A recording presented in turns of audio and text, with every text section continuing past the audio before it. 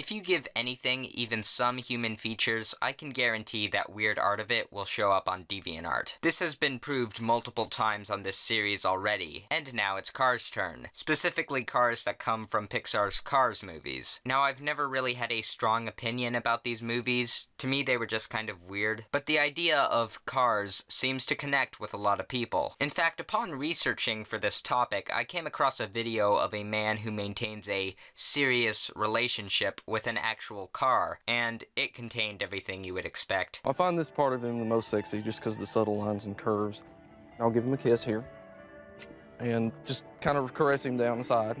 In fact, this entire My Strange Addiction series is just far too similar with what I encounter online every day that I'm getting very concerned with my life choices. But I guess that the man with a relationship with his car is a bit more extreme than what we are reviewing today, since at least this stuff is fictional and these cars are sentient. But maybe on this journey we can find something that helps us more fully understand the minds of these people. Carla Veloso. Dat booty. This is a great start. So yes, I suppose this user actually finds the rear end of a car attractive. All I see is her fat booty. I know I am not going to rape, but Carla is sexy. Well, it's good to know that you would not rape a car. Also, this user mentions that this car has a fat booty. Now, I would like to know what separates a fat booty from one that is not fat. Out of these two pictures, which car has the thickest rear end? What are the proper dimensions and proportions that constitute a fat booty on a car? I'm really quite curious. This person also likes to make edits, which consist of putting eyes on the windshields of the cars, which is loyal to the actual design of the cars in the Cars movies. Now, these edits are very basic and could use more detail, but they are passable compared to some of the others this user has made. Some cars they create look like they had a little slip-up at the factory when they were being made, if you know what I mean. This is likely due to the fact that they don't have any eyelids and their eyes are completely unsymmetrical and can't focus on anything in their vicinity. But it's good to know that this artist has improved since then,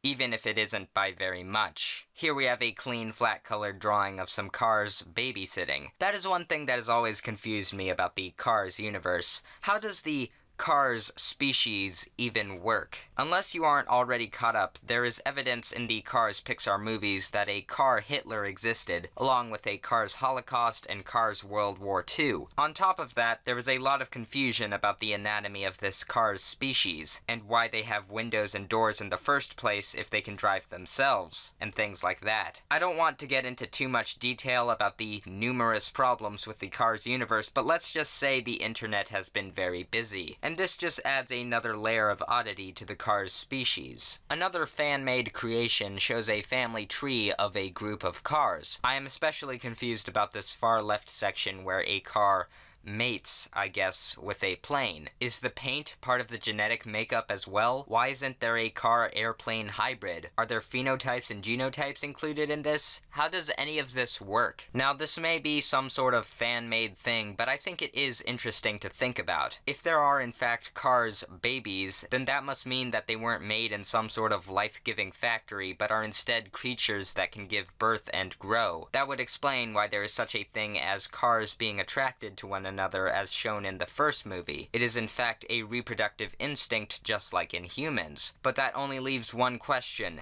How do cars have sex? And you better believe that people have thought about that already, which means that Cars' sex might be canon.